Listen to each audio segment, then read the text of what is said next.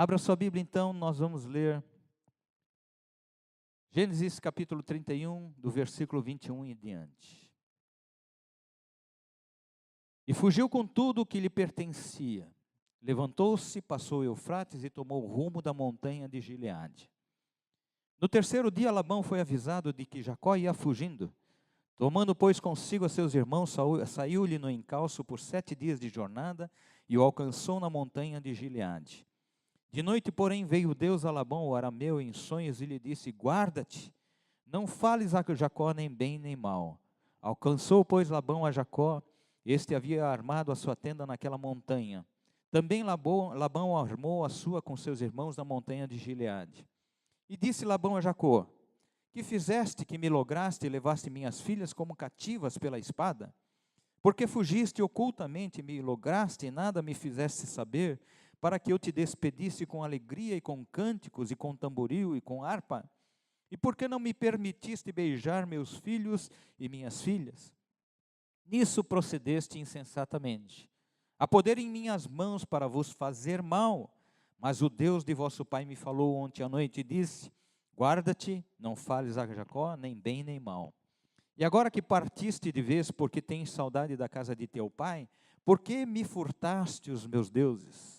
Respondeu-lhe Jacó: porque tive medo, pois calculei não suceda que me tome à força as suas filhas.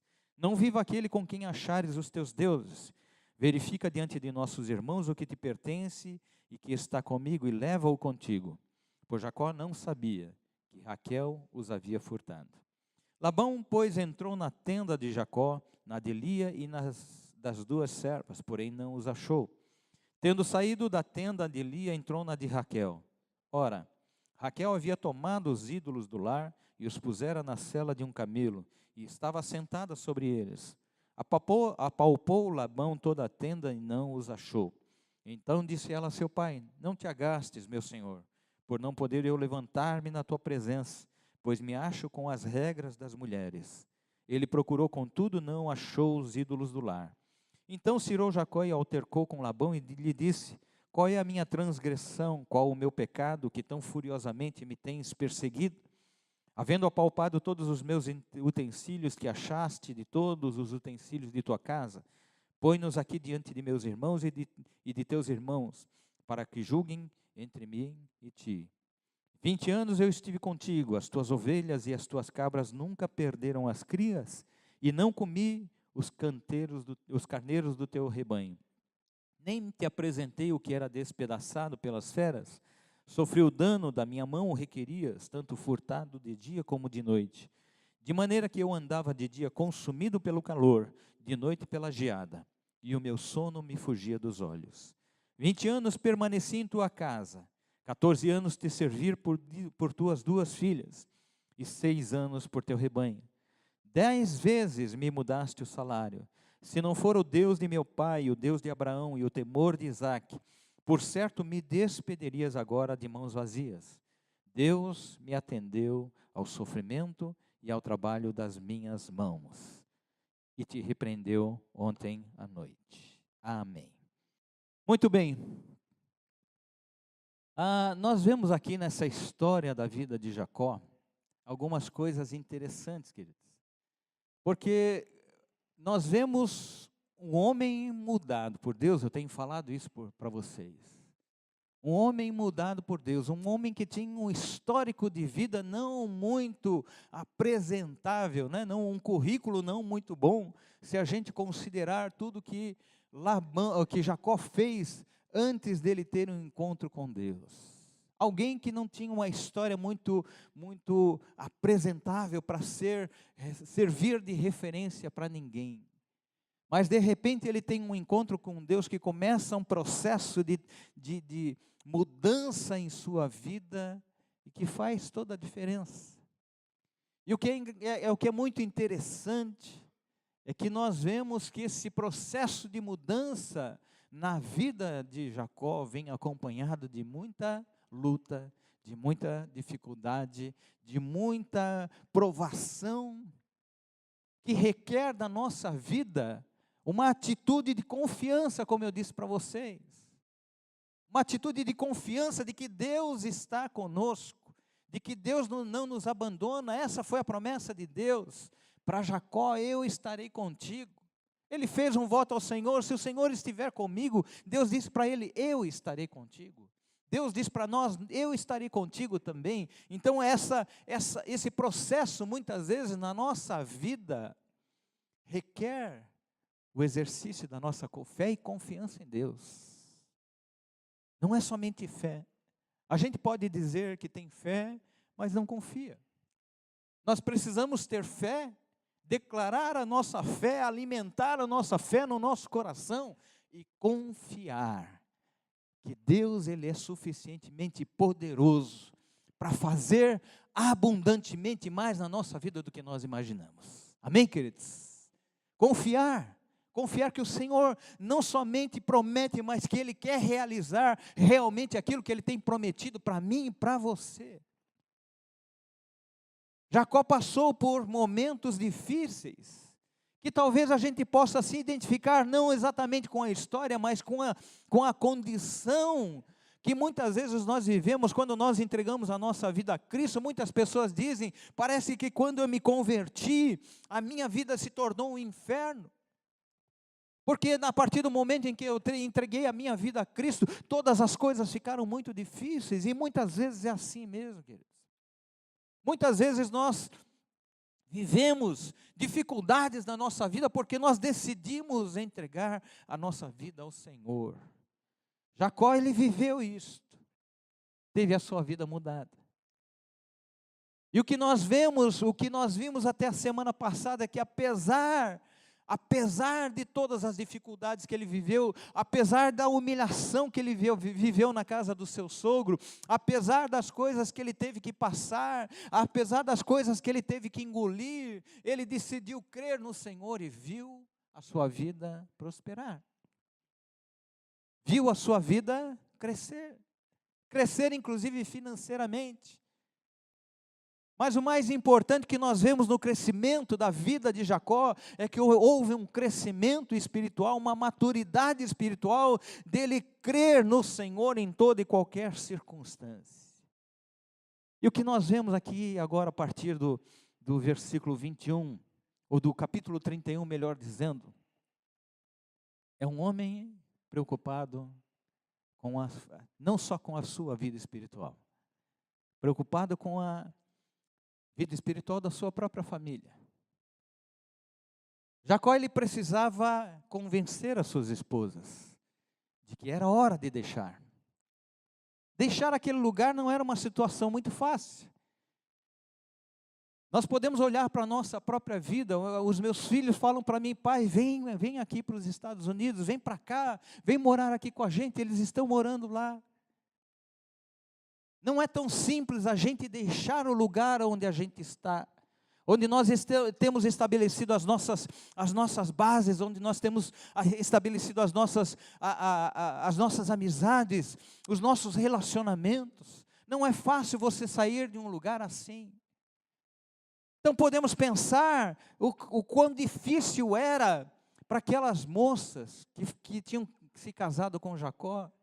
Ali elas tinham os seus relacionamentos, os seus amigos, tinha a sua família, os seus familiares estavam todos lá.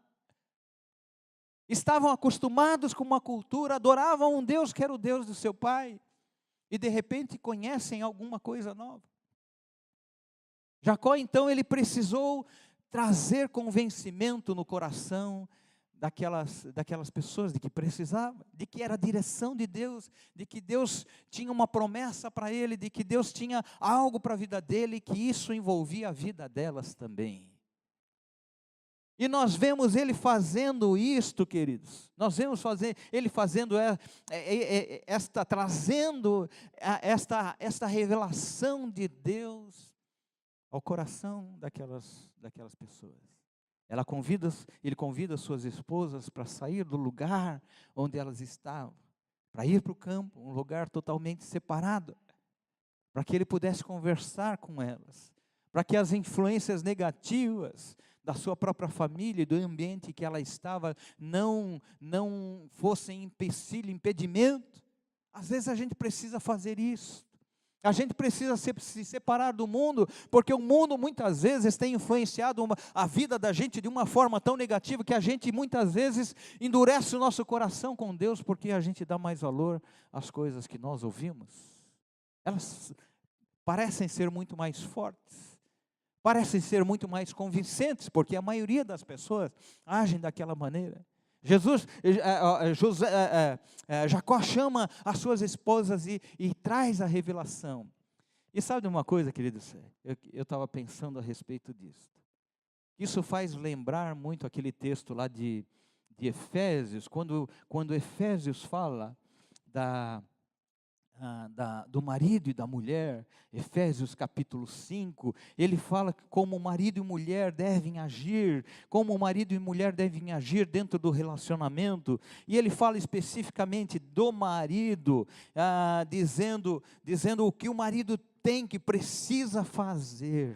Ele diz assim: maridos, amai vossa mulher, como também Cristo amou a igreja, e a si mesmo se entregou por ela. Mas por trás disto, queridos, há um propósito, que está lá no versículo 26, que diz: para que a santificasse. Propósito é a santificação da igreja. Propósito é a santificação dentro do nosso lar, santificação das pessoas que estão dentro da nossa casa, da nossa esposa. Propósito é a santificação, e ele diz: para que a santificasse, tendo-a purificado por meio da lavagem de água, pelo quê? Pela palavra. Eu vejo um paralelo aqui na vida de Jacó, quando ele chama as suas esposas para falar daquilo que Deus tinha colocado no seu coração. Eu vejo um paralelo aqui quando Jacó chama as suas esposas para mostrar para ela a revelação que Deus tinha trazido ao seu coração e a ordem que Deus tinha lhe dado. E desde isto não era alguma coisa nova, porque esta palavra Deus tinha dado a Jacó quando ele ainda estava a caminho da terra de Canaã. Quando ele estava caminhando, quando ele estava na sua peregrinação de tratamento que Deus proporcionou para ele, para que ele tivesse a sua vida mudada. Deus disse para ele: olha, você vai, mas vai chegar um tempo que você vai voltar, porque a tua terra de promessa é Canaã. E Jacó então obedece e chama suas esposas, e as convence. E quando Deus está no negócio, queridos, você não precisa fazer muito esforço, você só precisa ensinar a palavra de Deus. Você só precisa falar aquilo que Deus fala. E aí nós vemos, entrando nesse texto, nós vemos o texto dizendo que literalmente Jacó foge da presença de Labão. Ele não avisa ninguém, ele não se despede de ninguém, ele simplesmente arruma suas coisas e se manda. É engraçado, muito engraçado, como muitas vezes a gente, apesar de estar no centro da vontade de Deus, em alguns momentos nós fazemos coisas que, de certa forma, nós desacreditamos na provisão de Deus. Nós fazemos coisas que demonstram uma momentânea falta de fé de que Deus realmente está naquele negócio. Jacó foge da presença de Labão. E a Bíblia revela por quê. Jacó tinha medo de Labão. E nós podemos entender isso quando nós lemos a respeito do medo, quando os dois se encontram lá na montanha de Gileade. Quando Labão diz a Jacó que ele tinha poder de lhe fazer mal. Jacó, de uma certa forma, ele tinha razão de ter medo. Mas ele precisava confiar no Senhor. Jacó, ele tinha medo de que Labão não o permitisse sair de Padã Arã com os seus bens, os bens que ele havia conquistado. Ele tinha medo de que Labão tomasse à força, seus filhos, as suas esposas. Provavelmente ele também tinha medo de que, como já tinha acontecido uma vez antes, Labão o convencesse a ficar naquele lugar, que o influenciasse a não partir. Talvez fosse um dos medos de Jacó também. Mas olha só que coisas interessantes, queridos. Quando Labão vai ao encontro de Jacó, furioso porque descobriu que Jacó tinha fugido. Ele estava furioso. Ele queria tomar alguma atitude enérgica. Ele queria fazer alguma coisa que prejudicasse Jacó. Ele sai com os seus irmãos, com os seus servos, com uma comitiva e vai atrás de Jacó e de sua família. E a Bíblia diz que 7 dias depois ele os encontra, lá no Monte Gileade. E Deus ali fala com ele. Quando ele tem a conversa com Jacó, depois de ouvir Deus falar com ele vem com uma conversa marota dizendo, olha, por que você fugiu? Ele quer demonstrar que ele era um pai preocupado com as suas filhas e netos, que ele era um pai que queria ter se despedido da sua família com bênçãos, que queria beijar suas filhas, seus netos. Mas quando nós comparamos esta declaração de Labão, quando nós comparamos com os relatos anteriores, nós conseguimos ver como muitas vezes, queridos, nós nos deixamos enganar pelo quadro que o inimigo pinta na nossa frente quando nós decidimos fazer a vontade de Deus. O quadro bonito que o inimigo pinta para nós, dizendo, não, melhor para você é continuar aqui, não, melhor é você ficar. E você tem a direção de Deus de que você precisa seguir para a terra da promessa. Esse homem que fala todas essas coisas para Jacó e para sua família ouvir, é o mesmo homem que as filhas mencionam lá no versículo 14 a 16, mencionando como elas se sentiam totalmente distante dele. Já não o viam mais como pai. Elas dizem lá no 14 a 16, versículos 14 a 16, que esse era o pai que as tratou como estrangeiras. É o mesmo pai que as vendeu como se elas fossem uma mercadoria. E ainda elas reclamam, dizendo, olha, além dele nos vender, ainda pegou o produto da nossa venda, que foi o trabalho de Jacó, e gastou com ele mesmo, fez o que bem entendia e não guardou. Dá a entender, inclusive aqui, queridos, que naquela época, quando se tinha um dote, né, pela noiva, a função do pai era guardar aquele dinheiro para investir na própria filha. E elas reclamam então que o pai as vendeu e ainda gastou o dinheiro que deveria ser delas. Essa é muitas vezes a forma como o diabo engana as pessoas. O diabo só se preocupa comigo e com você quando ele quer conquistar o nosso coração. Quando ele quer alcançar a nossa vida. E que nós vemos aqui, queridos, que muitas vezes, apesar de você estar no centro da vontade de Deus, algumas coisas acontecem. As coisas não são tão fáceis. As coisas não acontecem tão facilmente. O diabo pode não ter do que acusar você, mas ele vai procurar te acusar, ou então ele vai sempre te acusar de alguma coisa. E ele vai te acusar de coisas que você não fez. Aconteceu isso na vida de Jó. Jó disse, o diabo disse para Deus, olha, ele só é fiel porque o Senhor protege ele. Tira a proteção da vida dele para ver o que acontece. O diabo é acusador. Satanás é acusador.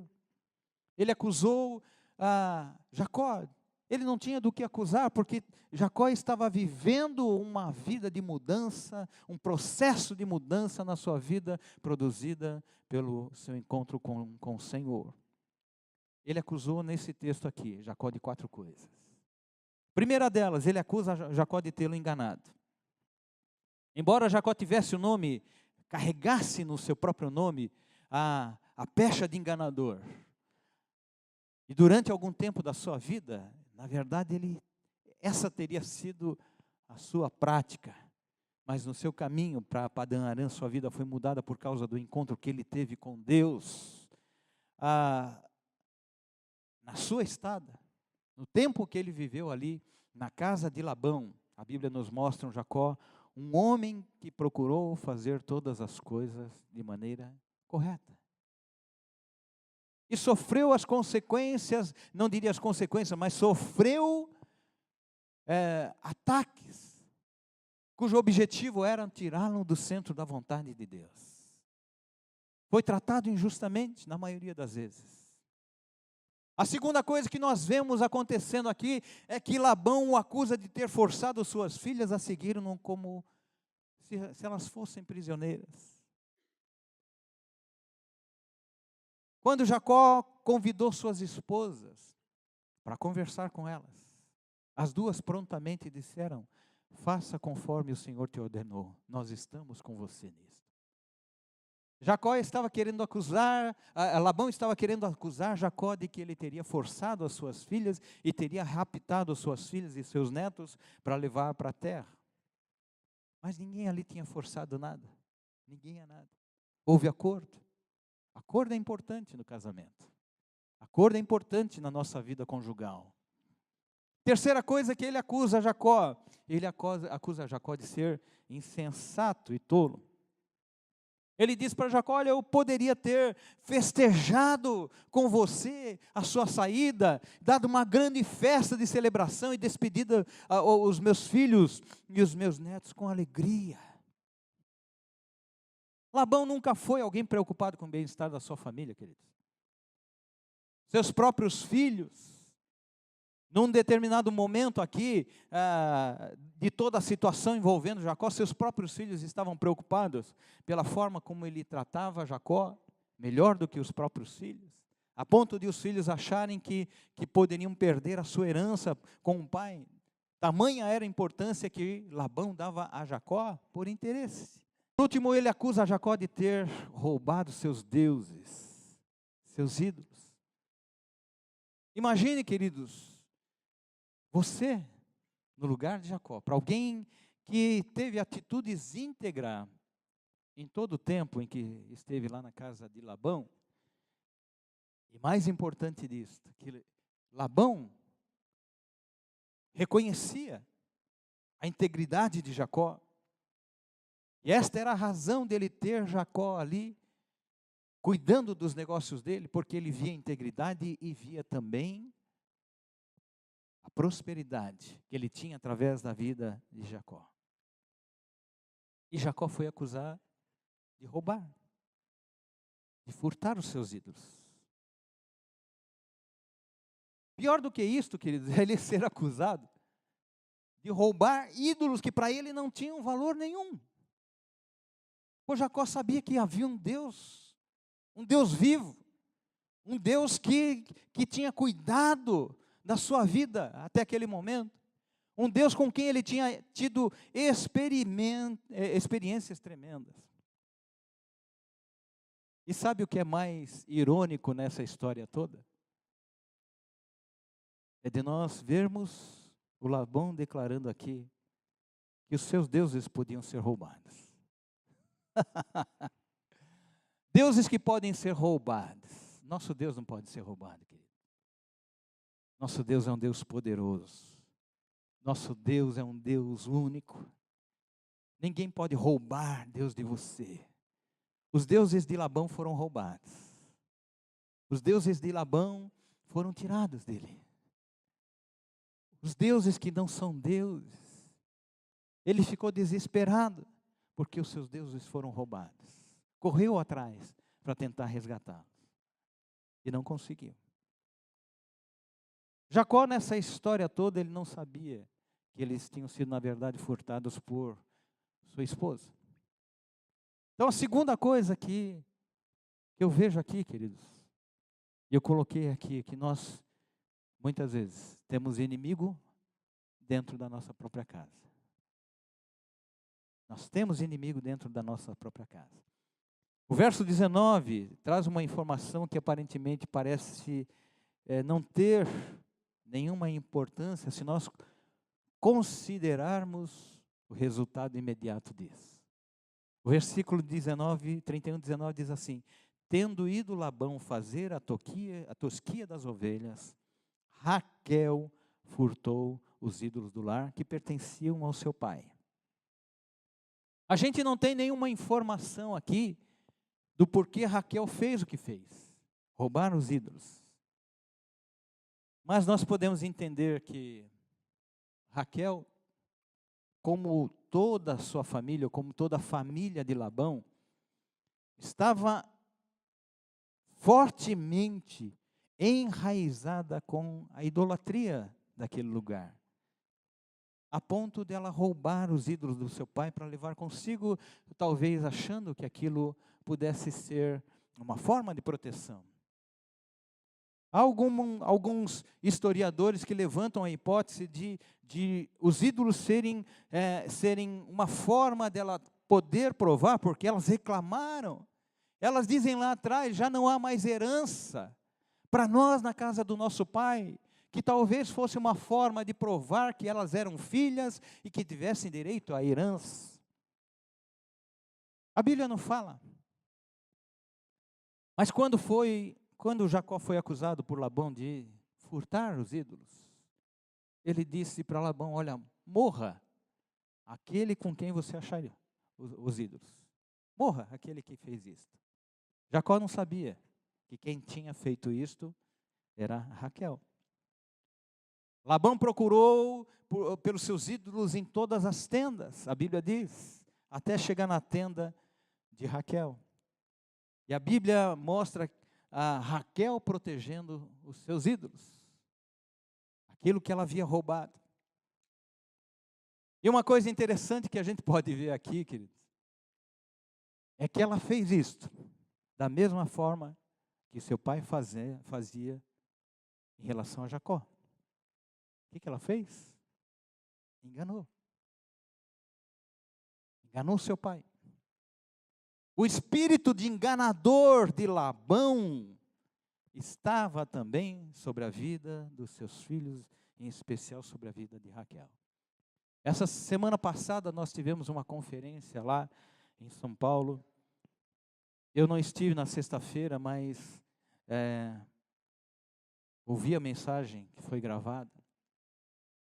E o pastor estava pregando lá sobre legado e sobre a necessidade de nós sermos uma referência para os nossos filhos. Deus está à procura de pais verdadeiramente espirituais, pais que se preocupam com os seus filhos, pais que querem fazer com que os seus filhos sejam alguém importante no reino de Deus. Que saibam aquilo que creem, que saibam aquilo pelo qual eles foram criados. Nós vemos Raquel aqui, num espírito de enganador que vinha do seu pai, enganando o seu próprio pai, correndo risco de morte, porque Jacó disse, sem saber do que estava acontecendo, Jacó disse para Labão: olha, morra aquele que fez isto. Ele mal sabia que quem tinha feito isto era o amor da sua vida, aquela por quem ele tinha lutado, que ele tinha tanto desejado. O enganador foi enganado pela sua própria filha. Raquel aprendeu com o pai a ser enganadora. Qual é a referência que nossos filhos têm da nossa vida? Qual é a referência, qual é o que os nossos filhos podem enxergar na nossa vida que pode realmente ser imitado? E a preocupação que nós precisamos ter. Nós vemos aqui um padrão, queridos. Um padrão de comportamento. O enganador foi enganado. A Bíblia diz: aquele que com ferro fere, o quê? Com ferro será ferido. Se nós olharmos para a vida de Jacó antes da sua mudança, o que ele fez? Ele enganou seu pai e enganou seu irmão. E o que aconteceu com ele? Foi enganado pelo seu sogro. Labão, o sogro de Jacó, enganou Jacó e foi enganado pela sua própria filha. Jacó defendeu não somente a sua honra, não somente a sua integridade, mas ele defendeu com unhas e dentes a integridade de todos que estavam ali com ele, sem saber o que Raquel tinha feito. O que nós vemos aqui, queridos? Que muitas vezes o inimigo, nesses casos principalmente, nem sempre é aquele que quer o nosso mal. Mas muitas vezes, pessoas que estão dentro da nossa casa, mas que agem contrariamente, pensando em estar fazendo alguma coisa boa. A intenção é boa, mas agem de uma maneira errada e que muitas vezes traz problemas.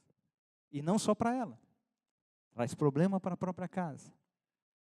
Não há dúvidas de que Raquel amava o seu marido e certamente queria o bem dele.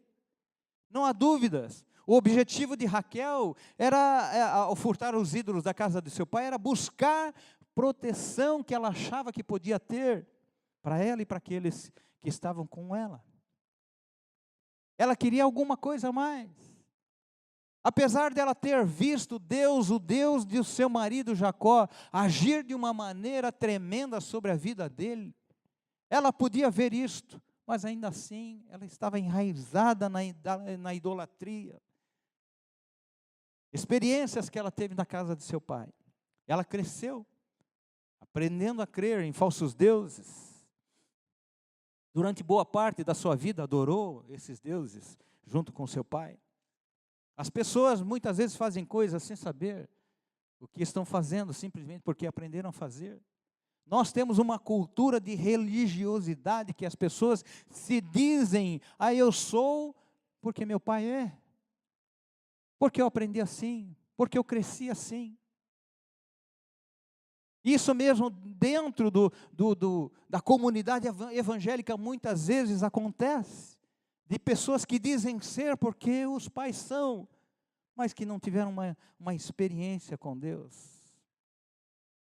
A vida, queridos, a vida cristã, a vida com Deus, requer muito mais do que simplesmente você dizer que crê, porque aprendeu de alguém que é bom crer em Deus, que você precisa crer em Deus. Eu citei para vocês, Jó foi um homem temente a Deus, e durante muito tempo da sua vida adorou a Deus sem saber por que ele o fazia.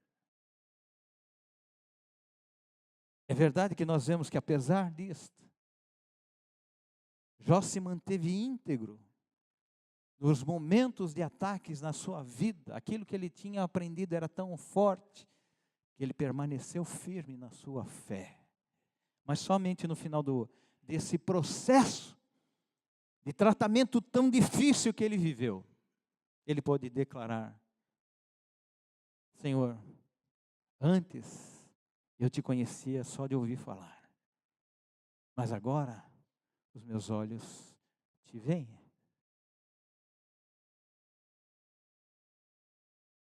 Embora não especificamente mencionado na Bíblia, a atitude de Raquel, e nós podemos ver isto nas consequências, nas coisas que aconteceram na sua vida ao longo do tempo. A atitude de Raquel trouxe consequências ruins para a vida dela. Ao levar os ídolos consigo, levou também um espírito de idolatria que, de certa forma, alcançou não somente ela, mas alcançou também toda a nação de Israel. E a gente pode ver isso nas atitudes do povo israelita depois. Levou consigo o espírito de disputa, de contenda, que havia na casa do seu pai.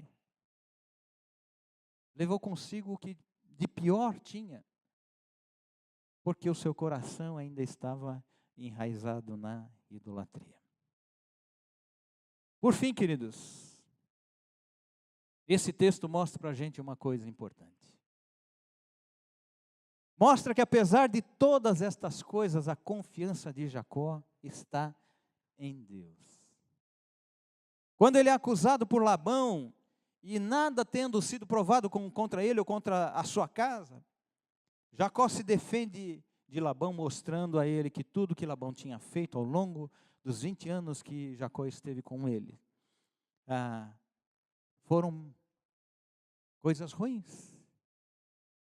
Durante 20 anos Jacó serviu Labão, e durante esses 20 anos ele diz que Labão o acusou de ser enganador. Ele diz, esses 20 anos, eu fui enganado por você. Esses 20 anos, todas as vezes que nós tratamos alguma coisa, você mudou e me enganou. Labão o acusou de furto, de infidelidade. Mas Jacó mostra que Labão é quem tinha sido infiel, injusto. Os acordos que eles tinham feito, Labão nunca honrava e sempre mudava a situação de acordo com aquilo que ele julgava ser mais interessante para aquele momento.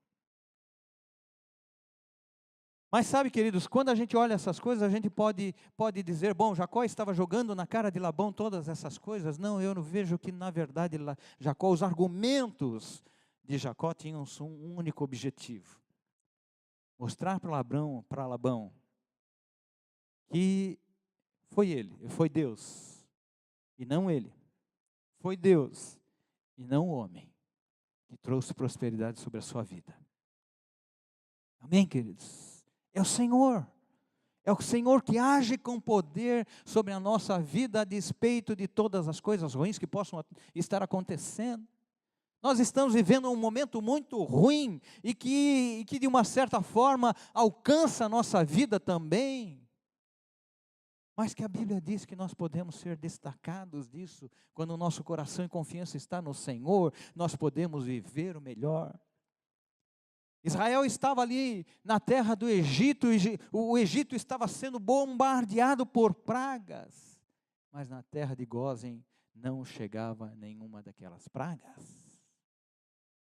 Eles estavam no meio do deserto, no meio do Egito, no meio do povo egípcio. E ali onde eles estavam, as pragas não alcançavam. Não foi de Labão ou os bens que ele possuía que trouxeram prosperidade para Jacó, mas foi Deus quem promoveu, quem produziu, quem proveu todas essas coisas. Jacó, ele diz, Deus atendeu ao sofrimento e ao trabalho das minhas mãos, e te repreendeu ontem à noite. Foi Deus, foi o Senhor. Eu clamei ao Senhor, e Ele me atendeu. Eu orei ao Senhor e fiz a minha parte, Jacó está dizendo. Eu orei, coloquei nas mãos de Deus e trabalhei. E o Senhor ouviu o meu clamor, atendeu ao meu sofrimento. Jacó disse, foi Deus que me fez prosperar. Apesar de você, apesar daquilo que você tem feito para mim, apesar de você sempre querer me enganar e mudar meu salário 10 vezes, foi Deus que te impediu de vir aqui fazer mal, embora no teu coração esse fosse o teu desejo quando você saiu da sua casa. Sabe, queridos, confiar em Deus é a melhor coisa que nós podemos fazer na nossa vida. Não importa o que você esteja vivendo, não importa as dificuldades que você esteja vivendo. À medida que as coisas vão acontecendo na vida de Jacó, mais e mais ele vai descobrindo o quanto Deus é misericordioso e poderoso para fazer abundantemente mais na vida dele. E é isso que Deus quer fazer na nossa vida também. Eu sei que não é fácil, queridos, nós olharmos para toda a situação, para toda a calamidade que nós estamos vivendo aqui no Brasil. A gente olha para isto e pensa, puxa vida, não é, eu preciso sair deste lugar. A gente olha para isso e o desejo que as pessoas dizem que tem é de querer, Estados Unidos está muito melhor do que o Brasil, preciso ir para lá. A Bíblia mostra homens que passaram por situações assim, e que saíram do lugar onde estavam, e foram para outra terra, sem a direção de Deus. E sofreram por causa disso, porque aquilo não era vontade de Deus. Sofreram por causa de uma decisão sem direção de Deus na sua vida. Sofreram porque não confiaram no Senhor com todo o seu coração. A gente olha para toda essa situação que o Brasil tem vivido hoje, eu creio, verdadeiramente, eu sei, queridos, que tem interesse por trás, tem um monte de situações ruins, de homens tramando coisas, mas ainda assim eu creio, na mão e no mover de Deus, porque eu tenho visto uma igreja preocupada com a nossa nação, que tem orado, que tem buscado Deus. Eu preguei, se não me engano, foi no primeiro culto de 2016, se não me falha a memória. Eu preguei uma mensagem lá, de 2 Crônicas, dizendo: se o meu povo que se chama pelo meu nome se humilhar, e orar, e me buscar, e se converter dos seus maus caminhos. Eu estava dizendo lá, a Bíblia não está falando de quem está lá fora, a Bíblia está falando de quem está aqui dentro. O meu povo, que se chama pelo meu nome, esse povo que me adora, este povo que crê em mim, se esse povo se humilhar, se orar, se converter dos seus maus caminhos. Porque muitas vezes as pessoas estão dentro da igreja, mas estão trilhando os caminhos dos ímpios. E ele diz: se esse povo se humilhar e orar e se converter, eu ouvirei dos céus, sararei a sua terra.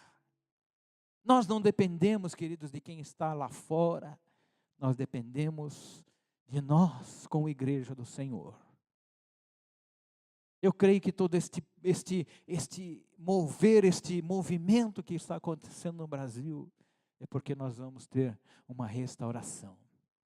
Mas essa restauração tem que começar pela nossa casa. Essa restauração tem que começar pela nossa vida. Essa restauração tem que começar dentro do nosso lar, para que nós tenhamos a bênção do Senhor sobre a vida dos nossos filhos, que nós tenhamos os nossos filhos carregando um legado de compromisso com Deus, para que eles não sejam influenciados por aquilo que acontece lá fora, para que as coisas que o mundo oferece, que parecem muito mais atrativas, não alcance o coração deles, que eles possam ver que Deus está no seu lar, que eles possam ver que Deus está sobre a sua vida, que vale a pena servir a Deus com todo o seu coração, que vale a pena você investir o seu tempo em buscar a Deus. A nossa nação, queridos, depende da igreja do Senhor. O rumo da nossa nação depende da igreja do Senhor. As coisas que vão acontecer no futuro na nossa nação depende de como nós temos agido como cristãos, como crentes em Cristo Jesus. A sua casa depende disto. As bênçãos que o Senhor tem preparado para a sua vida dependem disto. Deus quer derramar a palavra dele, bênção sem medida, sobre a minha vida e sobre a tua vida. Amém, queridos? Você crê nisto? O Senhor quer fazer isto. Derramar bênção sem medida sobre mim e sobre você, sobre a minha casa e sobre a tua casa. Fique de pé, querido.